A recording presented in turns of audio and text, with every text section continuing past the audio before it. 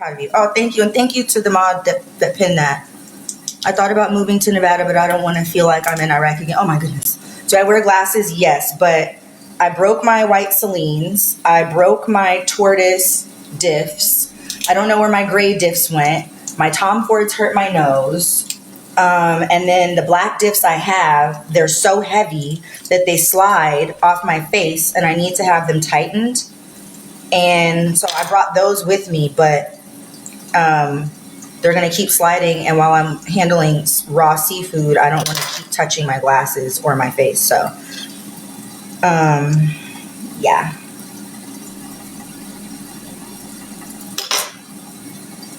And I'm going to take you guys with me to karaoke tonight.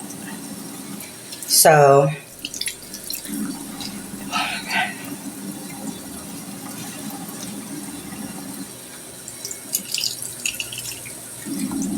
and my mom scared me. I struggle with issues too, but I have followed you for years, but you are great. Thank you. Do I still sing? I always sing. I just stopped singing for money because here's my thing, right? And people get mad at me and they're like, oh, what have you done? Da-da-da-da-da. So look, the only reason I even started saying like who my dad is because just because my records are not chart topping records doesn't mean that I don't know what I'm talking about, doesn't mean that I'm not a good singer, doesn't mean that I don't have a trained ear. Doesn't mean, so I'll let you guys in on a really fun fact. So growing up, we had what they call shopping days, right? So this is why I don't like music today. And people in the comments on Instagram in particular will be like, oh, you're just a hater. Oh, it's giving bitter. Oh, it's giving why not me? And it's not that. Here's the thing.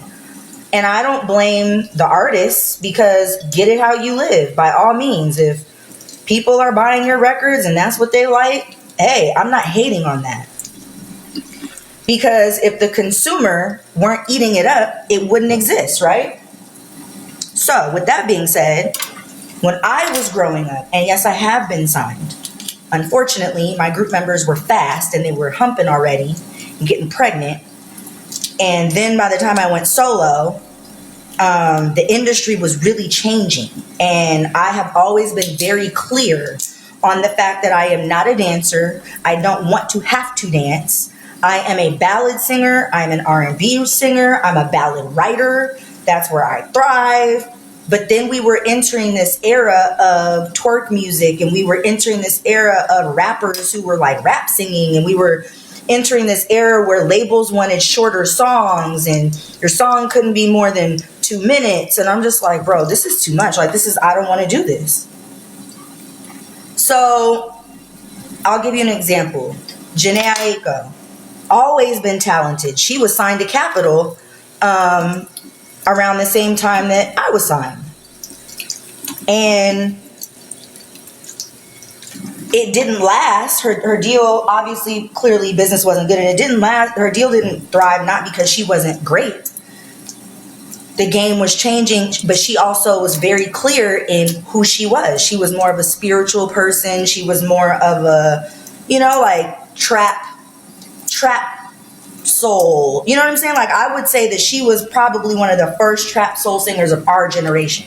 I'm not talking about the Lauryn Hills and the Queen, like of our generation. You know what I mean? And so when I was growing up, let me tell you how we had to work. I still had to go to school and maintain at least a 3.0 GPA, or my parents were going to. I had to do homework. My dad had to check it. It had to be done. It had to be right before I could go to rehearsal, before I could go to a session, before I could go to a meeting, before I could go to a sound check, before I could do anything with music. My homework had to be done. My dad said, you're pretty, you look young, and you're little. So you'll always be able to, you can transition into acting, you can do whatever, right? But he said there's always going to be somebody younger than you, prettier than you. She might not even be able to sing as good as you. She'll be a better dancer than you. You're not going to be young forever. So unless you want to work like Beyonce, then I need you to learn how to write. I need you to learn how to, all the things. So my dad trained me a certain way. Now, when it was time to do a showcase, we were on the track, singing in the heat, running in the heat. You threw up, you kept going. We had shopping days. That's where you went to the label. And you didn't just go to one label in one day. You went to multiple labels in one day. And guess what? When they slam the door in your face and they tell you no, they're not giving you an explanation. You don't have time to sit and sulk and cry and be in your feelings, because guess what you have to do? Get to the next label on time for the meeting. And we were singing live. We were dancing and singing live. And that's just not how it has to be anymore. And I think that that's unfortunate. So when they're not telling you, when you get the no, but no one's telling you why you got the no, figure it out. We didn't know. So is it the song choices? Is it somebody wasn't hitting the choreo right? What is it? Is it, we need better records? So we would go to different producers and see, and my dad was always, every manager would always call my dad and, hey, do you know this person? Hey, so my dad would, reach out to certain people for us and whatever, and we would have certain opportunities that a lot of people didn't have, to work with certain people. And so my point is, I had to work for it. So I don't respect anyone now that doesn't have to work for it. I don't respect artists who don't go through artist development. I don't respect artists who got popular, or, I don't respect, and again, it's not that I don't respect the artist. I get frustrated with the consumer because the consumer doesn't have an attention span. So now labels go, we don't want to hear these 4 and 5 minute long songs. See, Chris Brown can do that because he's Chris Brown. But I'm not coming in this back into the game with the way that it is. And then what really effed us up was YouTube. You had Soulja Boy popped off YouTube. You had Justin Bieber popped off YouTube. So then we hit the digital. That was the beginning of the digital era.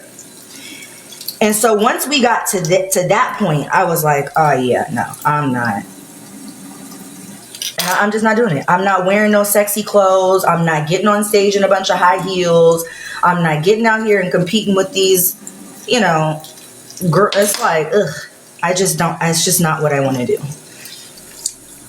And, when you're younger, you want to be Beyonce. You want to be Christina Aguilera. You want to be this person. You want to be famous. Now I'm older. I'm 39, bro. Like, I switched over to gospel. I'm doing a gospel album. Because it's twofold for me. One, it's my dad's world and I have every resource available. Two, I'm in the middle of my own spiritual, journey and transition. Three, in said journey and transition, what I know now is I'm never going to cap a ceiling in the R&B world because that's not really where I want to be. One. Two, I'm not going to cap a ceiling in the R&B world because I don't have I'm competitive, but I don't want to compete in a field that I don't have any desire to really be a part of. Three,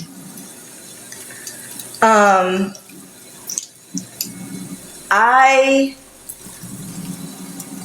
have been given a platform and I have misused my platform. I've abused my platform. I've used my platform to clap back. I've used my platform to hurt people, including my own family at times. And I'm never going to cap a ceiling in the R&B world because that's actually not where God intended me to be. And I know that now. And so it's taken me a long time to do the gospel album because the message is not, oh, I'm fixed. The message is I'm on my way. And that's what this journey looks like. So collecting the right records, getting with the right writers, you know what I'm saying? And also, this is really my sister's time. Like, my sister's on the voyage. She's getting ready to do her album. And unfortunately, because my issues with my family have been made so public, I'm afraid right now to do anything with my own music because the last thing I want to here is, oh, she couldn't let her sister have her moment. That, like, it's because, yes, I can and I want that for her. She's country, we're in two different lanes, but I don't want anything she's doing to be overshadowed by her sister from Love and Hip Hop, because that's not a good look, you know? And so I want her to have the best look. Oh, you had your surgery? Which surgery was it? Your back surgery? I can't remember. Yeah, they'll talk and compare and assume, right, and I'm not. And I don't want her to be in a position to where they're like, oh, her sister is the girl from Love and Hip Hop. You know, I don't like that for my family. Oh, kidney stone.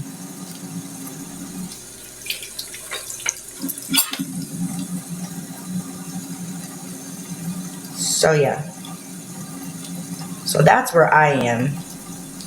And I'm taking my time because there's definitely no age limit in the gospel world as to when you can, you know.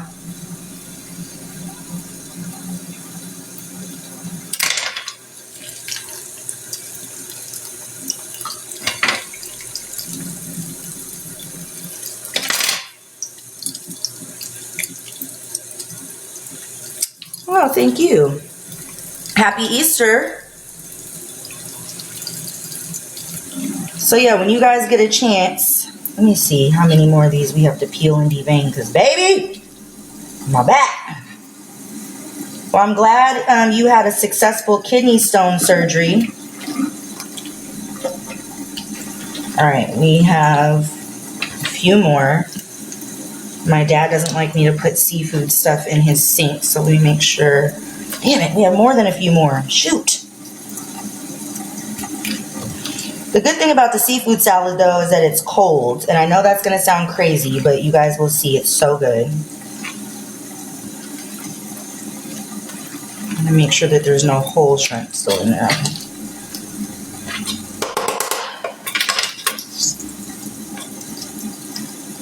$3.50. I need the chicken to go on the grill by 5. And American songwriter Moniece Slaughter giving us a going live and sharing with us her Easter moments and sharing with us a few things that most of you will literally want to know about her. So comment and like.